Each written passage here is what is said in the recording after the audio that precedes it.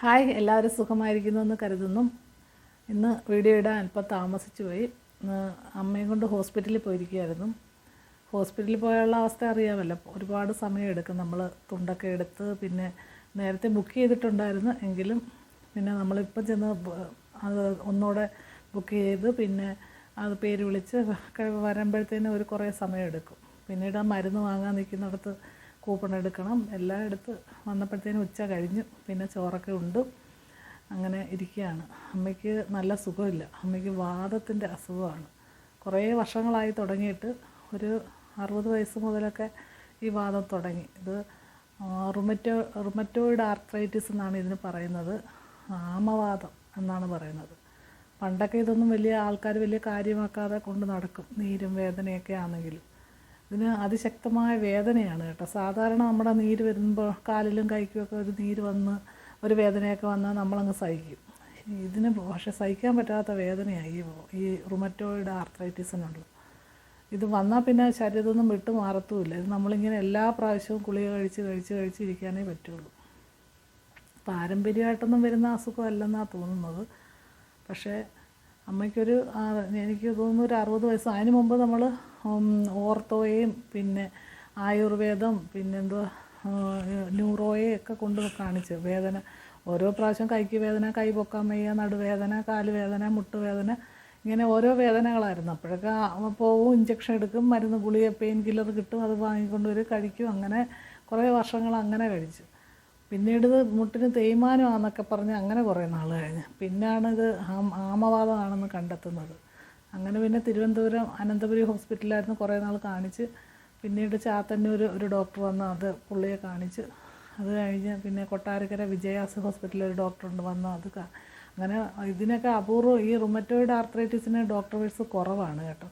അല്ലാതെ നമ്മൾ ന്യൂറോയും ഓർത്തോയും കണ്ടിട്ട് കാര്യമില്ല. ഈ അസുഖത്തിന് ഈ ഡോക്ടറെ തന്നെ കാണണം. ഇപ്പോഴിപ്പോൾ നമുക്കിവിടെ അഞ്ചൽ അടുത്ത് തന്നെ ഒരു മിഷൻ ഹോസ്പിറ്റലുണ്ട്. അവിടെ ഒരു ഡോക്ടർ വരുന്നുണ്ട് ആഴ്ചയിൽ ഒരു ദിവസം. കിംസിൽ നിന്നങ്ങാണ്ട് വരുന്ന ഡോക്ടർ അവരുള്ളതുകൊണ്ട് ഇപ്പോൾ അമ്മയെ അടുത്തായതുകൊണ്ട് കൊണ്ടുപോയി കാണിക്കാൻ പറ്റും. പക്ഷെ ഭയങ്കര തിരക്കാണ്. ഒരുപാട് ആൾക്കാർക്ക് ഈ അസുഖങ്ങളുണ്ട്. ഇതിന് പ്രായമൊന്നുമില്ല കേട്ടോ.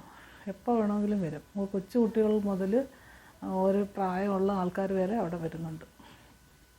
അത് കുറേ നാൾ കഴിയുമ്പോഴത്തേന് കൈയുടെ വിരലൊക്കെ ഇങ്ങനെ ഒന്ന് തിരിയുന്ന രൂപത്തിലൊക്കെ ആവുന്നുണ്ട് ചിലർക്കൊക്കെ. കൈയുടെയും കാലിൻ്റെയും വിരലുകളൊക്കെ കുറേ സീരിയസ് ഇതിലാവുമ്പോഴത്തേക്ക്.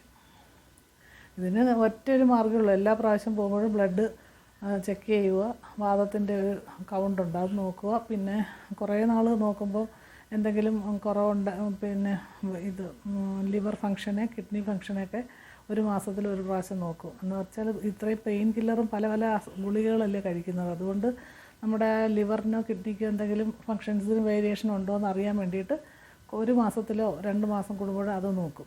അല്ലാതെ എപ്പോൾ ചെല്ലുമ്പോഴും നമ്മൾ ഇതുപോലെ കുറേ ബ്ലഡ് ടെസ്റ്റുകളുണ്ട്. RA ഫാക്ടറും പിന്നെ ESR അങ്ങനെ കുറേ എഴുതി തരും. അതെല്ലാം ബ്ലഡ് ചെക്ക് ചെയ്തുകൊണ്ട് ചെല്ലുക. അതിൻ്റെ വേരിയേഷൻ നോക്കിയിട്ട് ആ ഗുളികകൾ തന്നെ അതിനകത്ത് കൂട്ടി കുറച്ച് തരുക. അത്രയേ ഉള്ളൂ. ഇതെന്തുകൊണ്ടാണ് വരുന്നതെന്ന് ചോദിച്ചാൽ പല കാര്യങ്ങളും കൊണ്ട് പറയുന്നുണ്ട്. നമ്മുടെ ആഹാരത്തിൻ്റെ ദഹനക്രിയ ശരിയാവാത്തതിൽ നിന്നാണ് ആദ്യം ഇതിൻ്റെ ആരംഭം തുടങ്ങുന്നതെന്നാണ് ഡോക്ടേഴ്സ് പറയുന്നത്. അത് പിന്നെ കൂടി പല പല ഇതിലേക്ക് മാറും. പിന്നെ സന്ധികൾ, ജോയിൻറ്റ് വേദനകൾ ഒക്കെ ആയിട്ടാണ് ഇത് മാറുന്നത്. ഏറ്റവും പ്രധാനം ഇത് നമുക്ക് കട്ടിലിൽ നിന്ന് എഴുന്നേൽക്കുമ്പോൾ ഭയങ്കര വേദനയായിരിക്കും. ആദ്യമേ രാവിലെ എഴുന്നേൽക്കാൻ ഒരു ബുദ്ധിമുട്ടായിട്ടാണ് ആ രാവിലെ തുടക്കം. അത് കഴിഞ്ഞ് പിന്നെ കുറച്ച് കഴിയുമ്പോഴത്തേന് പല വേദനകളാണ്. തണുപ്പ് അവർക്ക് ഒട്ടും സഹിക്കാൻ പറ്റത്തില്ല. തണുപ്പ് സമയത്തും ഇത് വന്നു കഴിഞ്ഞാൽ പിന്നെ ഭയങ്കര പ്രശ്നങ്ങളാണ്. തണുപ്പ് ആഹാരവും തണുപ്പ് സ്ഥലങ്ങൾ, ഈ മഴയൊക്കെ വന്നു കഴിഞ്ഞാൽ പിന്നെ അമ്മയ്ക്ക് ഭയങ്കര പ്രശ്നമാണ്. ഒട്ടും താങ്ങാൻ പറ്റത്തില്ല. ചൂട് സമയം പിന്നെയും വേണ്ടിയില്ലെന്ന് തോന്നും. എങ്കിലും നമ്മൾ സാധാരണ നീര് വരുമ്പോൾ നമുക്ക് സഹിക്കാൻ പറ്റുന്ന കണക്ക് ഇതിന് ഈ നീര് സഹിക്കാൻ പറ്റത്തില്ല. വേദന സഹിക്കാൻ പറ്റത്തില്ല. കാലൊന്നും തറയിൽ വെക്കത്തില്ല. ഭയങ്കര വേദന. അതിപ്പോൾ അമ്മയ്ക്ക് മാത്രമല്ല, അമ്മയ്ക്കിപ്പോൾ ഏജ് ഒരുപാടായി. ഇപ്പോൾ 80 വയസ്സോളം ആയി. അന്നേരം ആ ഹോസ്പിറ്റലിൽ കൊണ്ടുപോകാനും ബുദ്ധിമുട്ടാണ്. എങ്കിലും ഞങ്ങൾ മാസത്തിൽ ഒരു പ്രാവശ്യമെങ്കിലും എങ്ങനെയെങ്കിലും കൊണ്ടുപോയി കാണിക്കും. ഇപ്പം കാലിൻ്റെ മുട്ടിന് ഇച്ചിരി നീര് വന്നതുകൊണ്ട് കൊണ്ടുപോയതാണ്. അല്ലെങ്കിൽ ഇനി എനിക്ക് തോന്നുന്നു ബ്ലഡ് ടെസ്റ്റ് റിസൾട്ട് ഓരോ പ്രാവശ്യം കൊണ്ടുപോയി വാങ്ങിച്ച് മരുന്ന് കൊടുത്താലും മതിയെന്നാണ് തോന്നുന്നത്. ഒരു മാസം ഒത്തി ഒരു പ്രാവശ്യമെങ്കിലും പുറത്തൊക്കെ ഒന്ന് കൊണ്ടുപോകാനും ചെയ്യാമല്ലോ എന്ന് വെച്ച് ഞാൻ കൊണ്ടുപോയി. പക്ഷേ ആശുപത്രിയിൽ ചെന്ന് ഇങ്ങനെ കുറേ നേരം ഇരിക്കാനൊന്നും അമ്മയ്ക്കിപ്പം വയ്യ. അതുകൊണ്ട് ഇനി അടുത്ത പ്രാവശ്യം എന്താ വേണമെന്ന് ആലോചിച്ചുകൊണ്ടിരിക്കുക. അങ്ങനെ ഹോസ്പിറ്റലിൽ പോയിട്ട് വന്നതാണ്. അത് എന്ത് ആൾക്കാരാണ് ഈ ഡോക്ടറെ കാണാൻ ഒരു ദിവസം ഉള്ളെങ്കിലും വരുന്നതെന്നറിയാമോ. അതുകൊണ്ട് ഇനി എന്തൊക്കെ ആർക്കൊക്കെ എപ്പോഴാണ് എന്താ അസുഖമെന്ന് അറിയത്തില്ല. പക്ഷേ എല്ലാ വാദവും എല്ലാ വേദനകളും സന്ധി വേദനകളും എല്ലാം വാദം മറ്റേ ജോയിൻറ്റ് പെയിനൊക്കെ വരുമ്പോഴും നമ്മളത് ഓർത്തോയെ കാണിക്കാതെ ഈ വാദത്തിൻ്റെ ഒരു ടെസ്റ്റ് നടത്തി വാദം അതൊന്നും കണ്ടുപിടിച്ചാൽ പിന്നെ ഈ റുമറ്റോയിഡ് ആർത്രൈറ്റിസ് അതേപോലെ വാദത്തിന് മാത്രം സ്പെഷ്യലൈസ് ചെയ്ത ഡോക്ടേഴ്സുണ്ട്. അവരെ കാണിച്ച് തന്നെ മരുന്ന് മേടിക്കണം. അല്ലാതെ നമ്മൾ തേയ്മാനത്തിനുള്ള മരുന്ന് പിന്നെ ഞരമ്പിൻ്റെ എന്തെങ്കിലും പ്രശ്നം ബ്ലോക്കാണെന്ന് ഞരമ്പിൽ രക്തഓട്ടക്കുറവ് അതാണെന്ന് കരുതി കുറേ നാൾ അതിൻ്റെ ഡോക്ടറെ കണ്ട് മരുന്ന് മേടിച്ച് ഇതിലൊന്നിലും പറ്റാതെ വരുമ്പോഴായിരിക്കും അവസാനമായിരിക്കും നമ്മൾ വാദം വന്നത് കണ്ടെത്തുന്നത്. അപ്പോഴത്തേക്കിനും ഇതൊക്കെ സീരിയസ് ആവുകയും ചെയ്യും. പിന്നെ ആയുർവേദം കഴിച്ച് കുറച്ചൊരു മാറ്റം ഉണ്ടാവും ചിലർക്കൊക്കെ. എങ്കിലും അത് പിന്നീട് ഇപ്പോൾ അമ്മയുടെ കേസിലാണെങ്കിൽ ആയുർവേദം കഴിച്ചപ്പോൾ ഇരട്ടിയാവുക ചെയ്തത്. പിന്നെ ഒട്ടും നടക്കാൻ വയ്യാതെ നമ്മൾ കാറിലൊക്കെ ഭയങ്കര ബുദ്ധിമുട്ടിയായിരുന്നു തിരുവനന്തപുരത്തൊക്കെ അന്ന് കൊണ്ടുപോയിക്കൊണ്ടിരുന്നത്. കുറേ നാൾ ആയുർവേദം കഴിച്ചതാണ്. പക്ഷേ ഇരട്ടിയായി.